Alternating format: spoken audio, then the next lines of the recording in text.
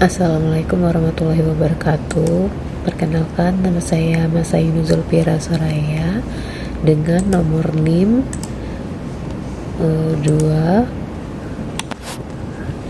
240301020484.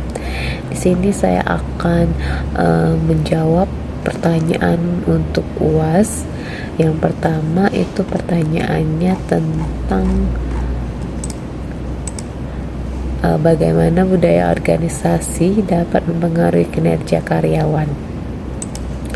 Menurut saya, budaya organisasi memiliki pengaruh signifikan terhadap kinerja karyawan. Budaya organisasi yang kuat dapat meningkatkan motivasi, kepuasan kerja, dan juga produktivitas karyawan. Sedangkan budaya organisasi yang lemah dapat menyebabkan kinerja karyawan menurun. Berikut beberapa contoh budaya organisasi dapat mempengaruhi kinerja karyawan. Yang pertama itu ada faktor-faktor yang mempengaruhi kinerja karyawan. Yang pertama ada nilai dan norma. Budaya organisasi yang memiliki nilai dan norma yang jelas dapat membantu karyawan memahami apa yang diharapkan dari mereka dan bagaimana mereka harus berperilaku. Yang kedua ada komunikasi. Budaya organisasi yang memiliki komunikasi yang terbuka dan efektif dapat membantu karyawan merasa terlibat dan juga termotivasi. Yang ketiga ada pengakuan dan penghargaan. Budaya organisasi yang memiliki sistem pengakuan dan juga penghargaan yang adil dapat membantu karyawan merasa dihargai dan termotivasi. Dan yang terakhir ada kerjasama tim.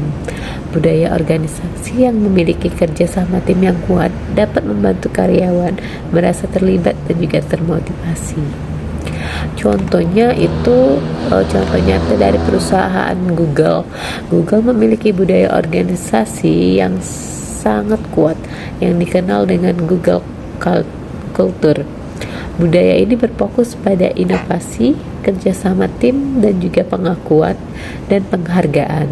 Karyawan Google merasa terlibat dan termotivasi dan tercermin dalam kinerja perusahaan yang sangat baik. Yang kedua ada Javos. Javos memiliki budaya organisasi yang kuat yang berfokus pada kepuasan pelanggan dan juga kerjasama tim. Karyawan Javos merasa terlibat dan termotivasi dan tercermin dalam kinerja perusahaan yang sangat baik. Dan yang ketiga saya berikan contoh pada perusahaan Microsoft. Perusahaan Microsoft memiliki budaya organisasi yang sangat kuat yang berfokus pada inovasi dan juga kerjasama tim. Karyawan Microsoft merasa terlibat dan termotivasi yang tercermin dalam kinerja perusahaan yang sangat baik. Itu saja menurut saya contoh dari perusahaan yang memiliki budaya organisasi yang sangat kuat. Dalam kesimpulan, budaya organisasi memiliki pengaruh yang signifikan terhadap kinerja karyawan. Budaya organisasi yang kuat dapat meningkatkan kepuasan kerja, motivasi, dan juga produktivitas karyawan.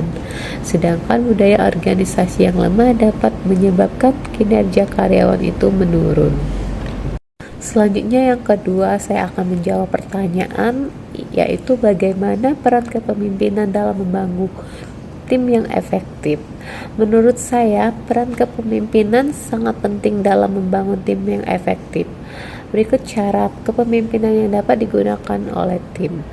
Peran kepemimpinan dalam membangun tim yang efektif, yang pertama itu menetapkan tujuan dan visi.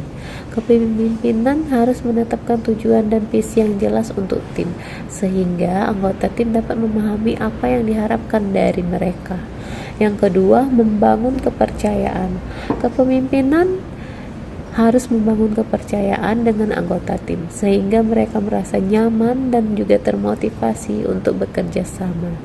Yang ketiga, mengembangkan kemampuan anggota tim. Kepemimpinan harus mengembangkan kemampuan anggota tim, sehingga mereka dapat meningkatkan kinerja dan juga kontribusi mereka. Yang keempat, mengelola konflik.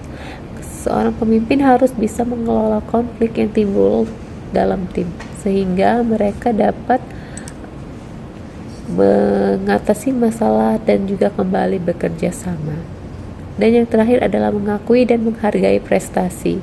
Kepemimpinan harus mengakui dan menghargai prestasi anggota tim sehingga mereka merasa dihargai dan juga termotivasi. Selanjutnya saya akan menjawab pertanyaan dari karakteristik pemimpin yang sukses dalam membangun tim yang efektif. Apa saja karakteristik pemimpin yang sukses dalam membangun tim yang efektif? Yaitu pertama itu ada visi yang jelas. Pemimpin yang sukses memiliki visi yang jelas tentang tujuan tim dan juga bagaimana cara mencapainya. Yang kedua ada kemampuan komunikasi yang baik. Seorang pemimpin yang sukses dapat berkomunikasi dengan efektif, baik verbal maupun non-verbal. Yang ketiga adalah pemimpin yang inspiratif. Seorang pemimpin yang sukses dapat memotivasi dan juga menginspirasi anggota tim untuk mencapai tujuan. Yang keempat, kemampuan dalam mengelola konflik. Pemimpin yang sukses dapat mengelola konflik yang timbul dalam tim yang dengan efektif. Yang kelima adalah kemampuan dalam mendelegasikan tugas. Pemimpin yang sukses dapat mendelegasikan tugas dengan efektif, sehingga anggota tim dapat bekerja sama secara independen. Yang keenam ada kemampuan mengembangkan anggota tim. Kemampuan dalam pemimpin yang sukses dapat mengembangkan kemampuan anggota timnya, sehingga mereka dapat meningkatkan kinerja masing-masing anggota tim. Yang ketujuh adalah kemampuan mengambil keputusan. Seorang pemimpin yang sukses harus dapat mengambil keputusan dengan tepat dan juga efektif berdasarkan informasi yang akurat. Yang kedelapan adalah kemampuan mengelola perubahan. Pemimpin yang sukses dapat mengelola perubahan yang terjadi dalam tim sehingga anggota tim dapat beradaptasi dengan efektif. Yang kesembilan adalah kemampuan membangun kepercayaan. Seorang pemimpin yang sukses dapat membangun kepercayaan dengan anggota tim sehingga mereka dapat bekerja sama dengan efektif. Dan yang terakhir adalah kemampuan mengakui dan menghargai prestasi. Pemimpin yang sukses dapat mengakui dan menghargai prestasi anggota tim sehingga mereka dapat dihargai dan juga termotivasi. Yang terakhir adalah pertanyaan tentang bagaimana konflik dalam organisasi dapat dikelola secara efektif dan jelaskan juga strategi-strategi yang dapat digunakan dalam menyelesaikan konflik. Baiklah, saya akan menjawab tentang konflik dalam organisasi dapat dikelola secara efektif dengan menggunakan beberapa strategi. Yang pertama itu identifikasi sumber konflik. Di antaranya yaitu komunikasi yang tidak efektif. Pastikan semua pihak memahami informasi yang sama dan juga tidak ada kesalahpahaman. Yang kedua itu perbedaan pendapat. Biasanya ini adalah sumber dari konflik juga, perbedaan pendapat. Terima perbedaan pendapat dan juga cari solusi yang memuaskan semua pihak. Dan yang terakhir itu tentang kepentingan yang berbeda. Cari kesepakatan yang memenuhi kepentingan semua pihak. Strategi dalam pengelolaan konflik diantaranya ada 5. Yang pertama itu menghindari konflik. Jika memungkinkan, hindari konflik dengan mengambil langkah-langkah untuk pencegahan. Yang kedua, mengakui dan menerima konflik. Jika konflik tidak dapat dihindari, akui dan terima konflik sebagai bagian dari proses. Yang ketiga, mengelola konflik. Gunakan strategi pengelolaan konflik seperti negosiasi, mediasi, atau arbitrasi. Yang keempat, menggunakan komunikasi yang efektif. Pastikan semua pihak berkomunikasi secara efektif dan juga terbuka. Dan yang terakhir itu mencari solusi yang memuaskan semua pihak. Cari solusi yang memenuhi kepentingan semua pihak dan meminimalkan dampak dari negatif tersebut. Contoh pengelolaan konflik yang efektif.